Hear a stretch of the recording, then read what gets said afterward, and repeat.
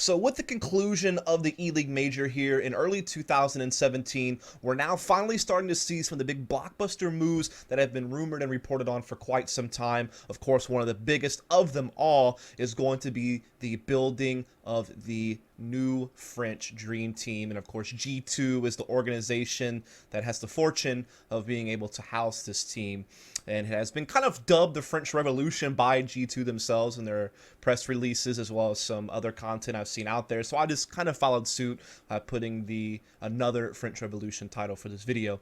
And so basically, if you don't know for whatever reason what the move actually was, it is Apex, NBK, and Kenny S, formerly of Team Envious, have synced up with Shox and Body of G2 to come underneath G2 as this new French super team. And of course, Smith, formerly of G2, is going to be their coach. Now, in the aftermath of all of this, as the dust has settled, we also had the new Envious lineup that comes out, which is going to be Happy and Sixer, who were, of course, part of the previous and most recent iteration of Envious before this move. And then they picked up RPK, who was formerly of G2. They also picked up XMS, who was playing for LDLC. And then they picked up a player by the name of Devo Duvic, which I think that's how you pronounce his name. I'm not really sure. He comes from Vexed, as I think he also played a little bit with Platinum back in ESWC 2016, if I'm not mistaken. And so that's another lineup that comes out of this. And then for LDLC, they maintain Existence, Toy, New, Mistu, and Alex, but in place of XMS, they have, of course, picked up Maniac, who we haven't really seen playing in quite some time. I think he did play with Millennium, but prior to that, he was actually part of the original Rogue lineup when he was playing with like Katie and Glace and Tinsky and all those guys, but he didn't stay on that lineup for too long, and so he kind of faded into obscurity, but now he's going to be on LDLC going forward, and I believe that's all the moves. I don't know if there will be any other moves after I publish this video or something like that, but that's been what has been officially announced, and it seems like finally everything has settled down.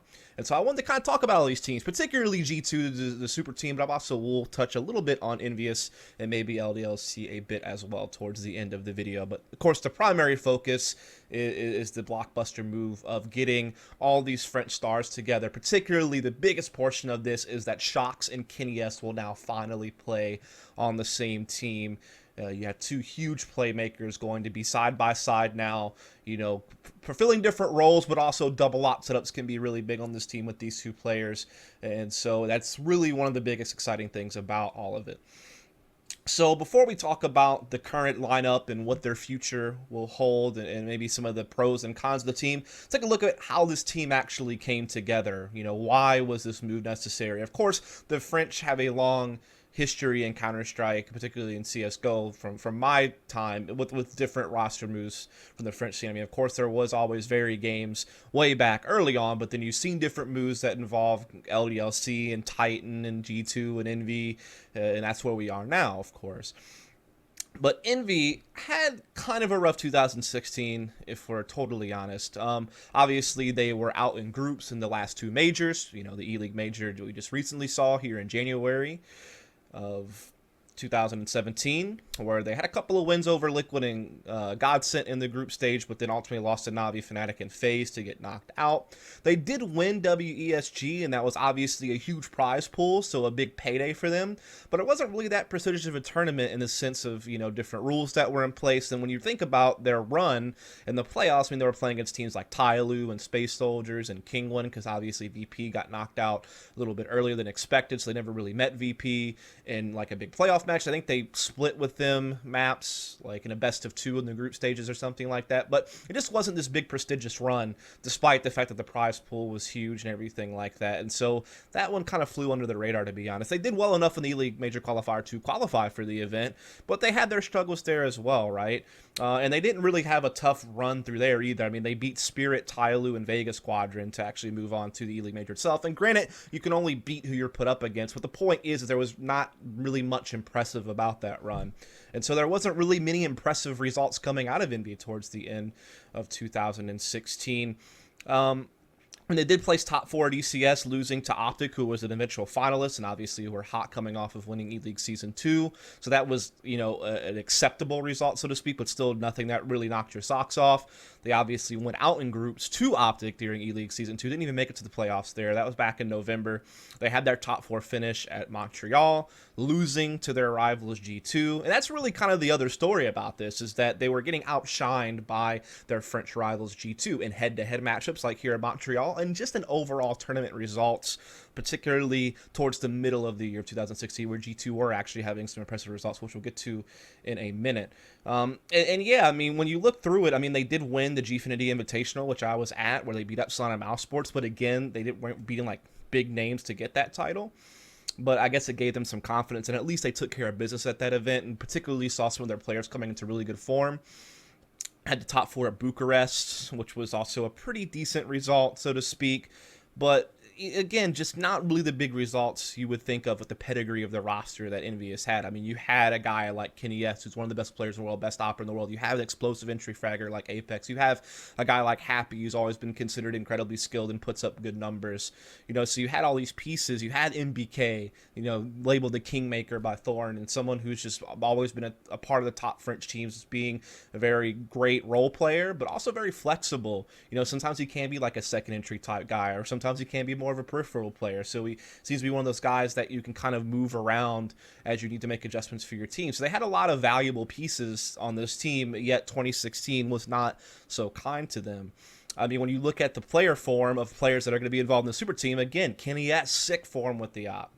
No doubt about it. I mean, he was one of the guys challenging for top op in the world, next to Fallen and some other names.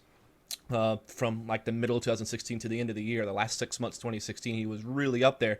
And even before that, on this particular Envious lineup, he was always a really good opper, even if he wasn't always in the argument as the best opper. He was still always spectacular. And obviously, Kenny has a history of being one of the best oppers in CSGO history, overall, from the birth of the game to the present day. At some times, he was the best player in the world overall in the game. So, I mean, just an incredible talent. And then Apex, this was a guy that we know how explosive he can be as an entry fragger. We know what kind of a playmaker he can be. He has those particular spots where you just know he can perform in that role. Like I think of Drop Down Room on Cobblestone, for example. Just an incredible player when he's on form. Like I said, just one of those entry fraggers that can really have a big impact on the game. And he had a great run of form there for Envious this year, like around the time period of September and that Gfinity Invitational, DreamHack Bucharest type thing. And he also played pretty decent, I'd say, during the major and the major qualifier in WESG. So his end of the year 2016 also looked pretty good. MBK was a bit of a mixed bag, to be fair. He kind of had his ups and downs throughout the year. But these are definitely valuable pieces for a super team like this, but they just weren't realizing great results on Envious. Then you look at G2, and this is a team that was obviously very powerful in the summer of 2016, particularly around the EPL Season 3 finals and the ECS Season 1 finals, where they were going toe-to-toe at Luminosity Gaming, and they wound up, of course, losing to them in a best-of-5 that went all 5 maps in the finals of EPL Season 3, but then beat them 2-0 to win ECS Season 1. And they also were beating teams like Fnatic and beating the NA teams like Liquid and Optic and beating NIP and some of these other teams. Like, they were really going at it, and Shox and Scream were in incredible form, particularly Shox. He was all of a sudden, for the second time in his CSGO career, being touted as perhaps the best player in the world for a bit of a brief time spent there. Certainly one of the best players. And obviously he ends, 2016 in the top 20 of HLTV, and he certainly deserved it. They did go out in groups at the major in the summer of 2016, the Cologne, where they were having these big results. But that was in that group of death when, of course, they were playing against Fnatic and SK. So that was, acceptable for that to have happened. Now, after that, they still had some okay results, like going second at the Starlighter Season 2 event in September, where they lost to NIP, but they beat Dignitas and Envy and FaZe. So that was a pretty good result. But then they had some rough spots, like going out in groups to ESO1 New York.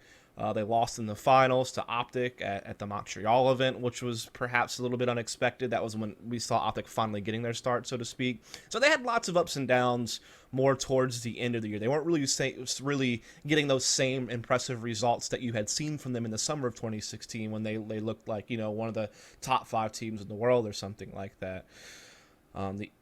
E-League Major didn't go so well for them either. They wound up going 1-3, so going out in the groups just like envious.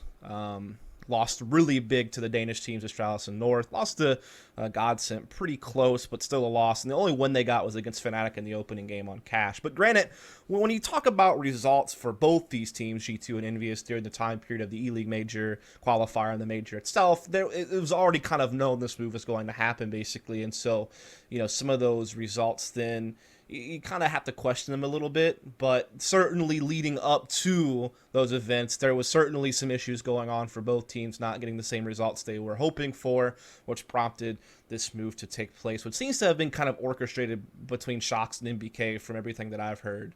That seem to be kind of the two masterminds behind all of the moves.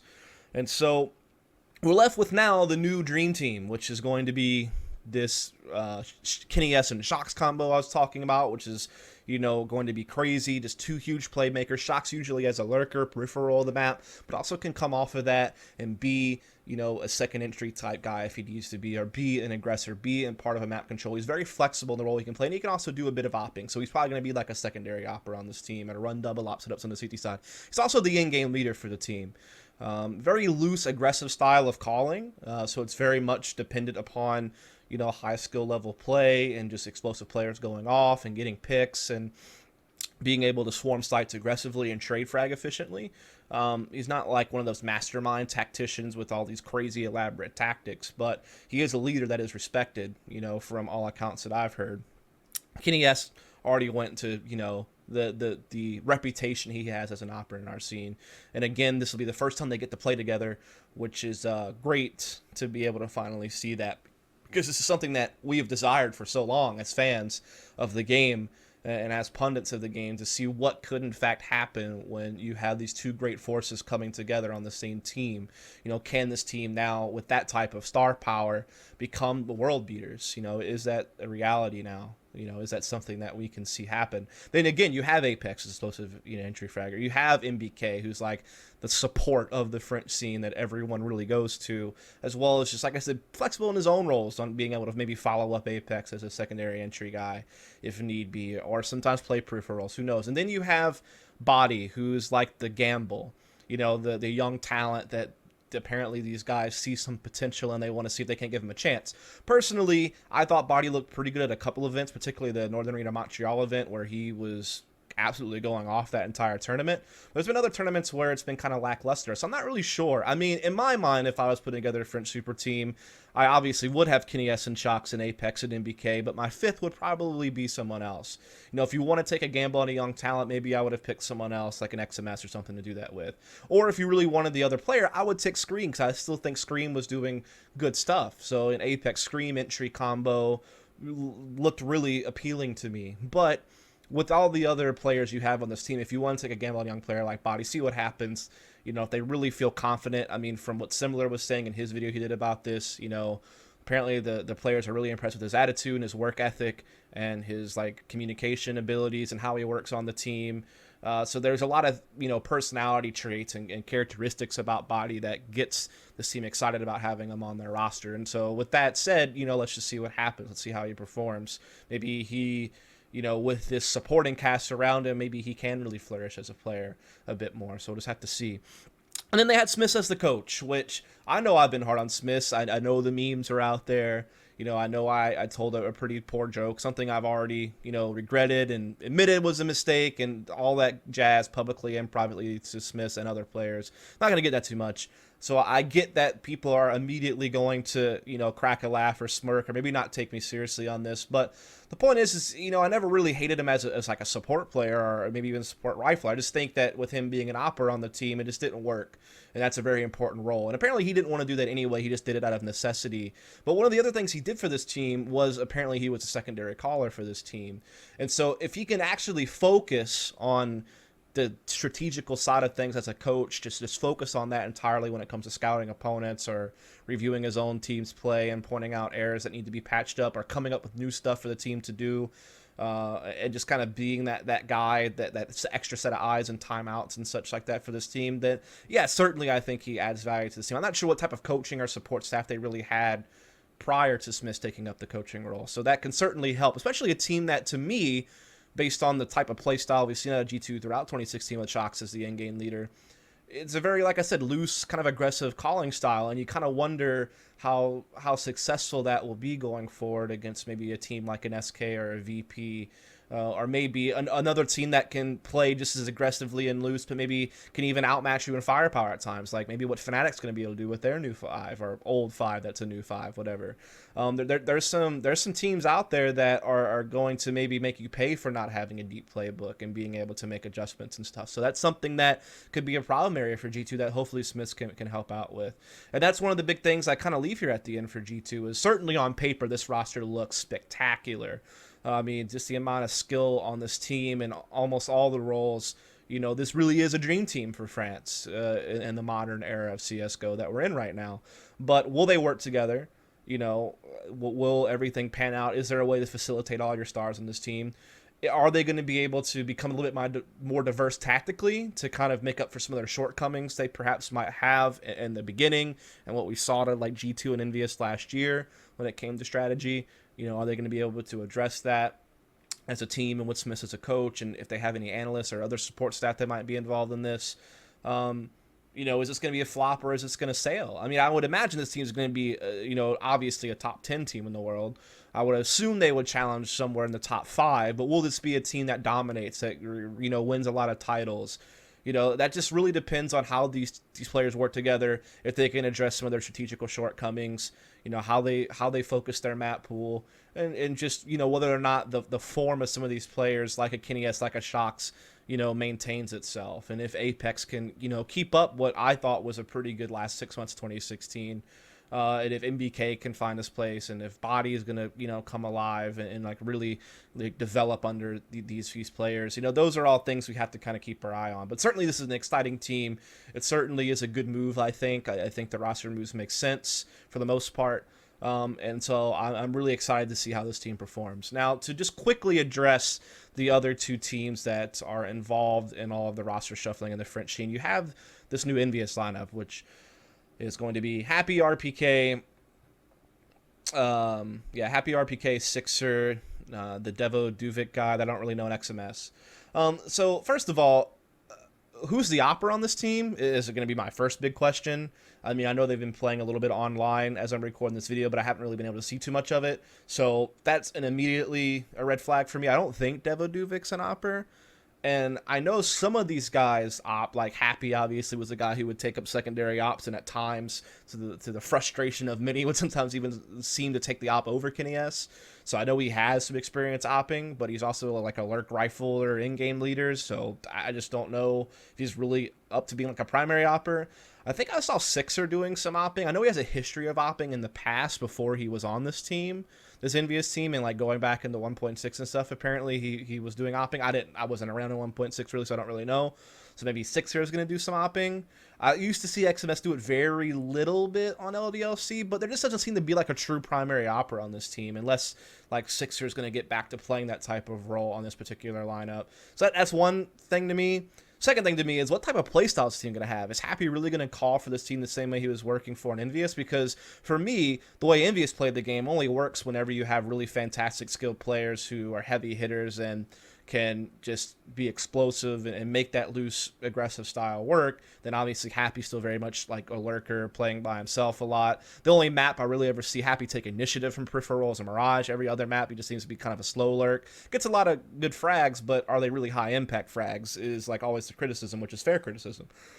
So you're basically trying to do that with, to me, a lesser skilled lineup than what you had before.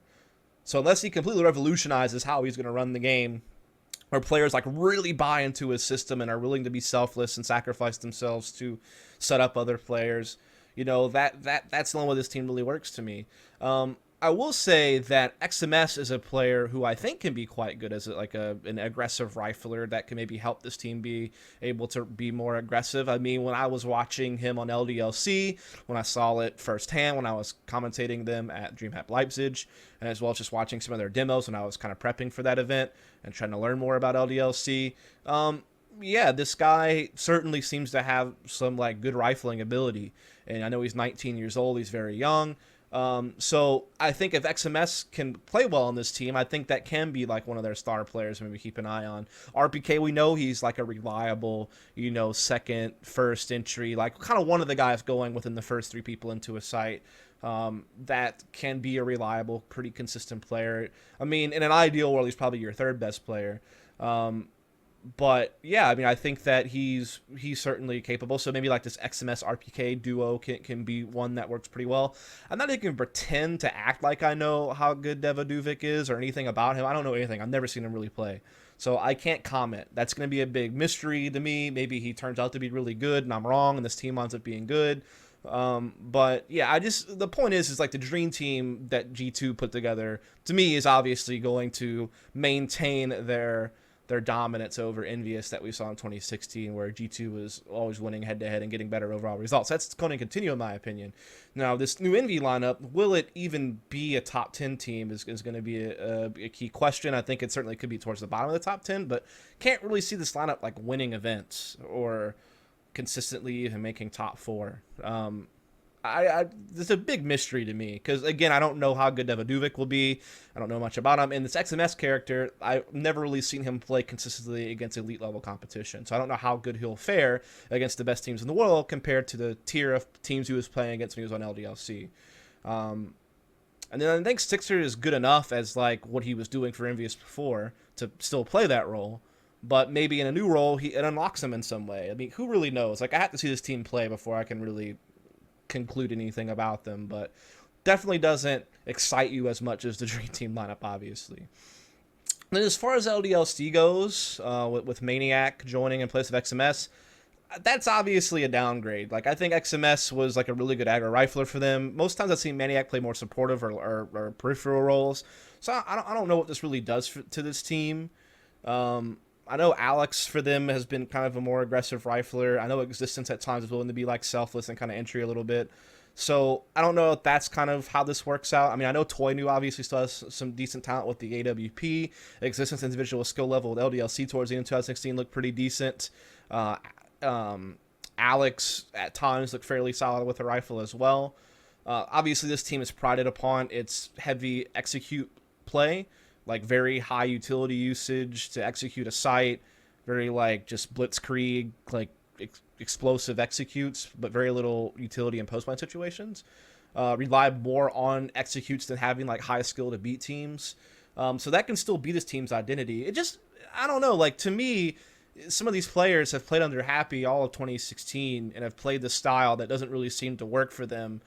It's kind of odd to me that you wouldn't just say, okay, like let's try to go back to this heavily structured, heavily execute prone style with Existence and see if that can work for us, since the looser style hasn't really been paying off. So I would have loved to have seen an Envious lineup or something like the second best French team be a lineup that included Existence. I think XMS would have been good with RPK. So like Existence, XMS, RPK. Maybe you get Toynu to be your operator for the team. So Existence, Toynu, XMS, RPK, and then for a fifth, not really sure like where you would go if you would still include a Happy who just tries to play underneath Existence. I don't even know that's possible. Like I said, I don't really know the inner workings of the French scene. I'm just going off of like roles, players, what I see in the server, not really personality things and relationships and things, which I know are a very big part of how French moves work. So yeah, I don't know. That's kind of how I feel about Envious and LDLC. Just very briefly talked about them. Again, the main focus of this video was, of course, talking about these dream teams that came together and kind of what I like about them. Maybe some of the things that can be issues for them. And yeah, just give my thoughts a little bit on the whole move. So again, if you enjoyed, please subscribe for more content. Thanks so much. See you next time.